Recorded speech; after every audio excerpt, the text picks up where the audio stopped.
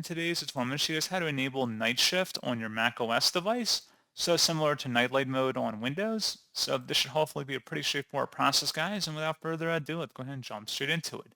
So all I have to do is select the Apple icon up in the menu bar and then select System Settings. On the left panel that appears, select Displays and then select Night Shift at the bottom corner here. You can turn it on as schedule if you want, just by clicking on or custom or sunrise to sunset. You may also want to just turn it on until tomorrow, which would turn that on as well. And then once you're done, you just would select done to save, and that's all you have to do. So pretty straightforward process, guys. And as always, thank you for watching. I do hope I was able to help you out, and I do look forward to catching you all in the next tutorial. Goodbye.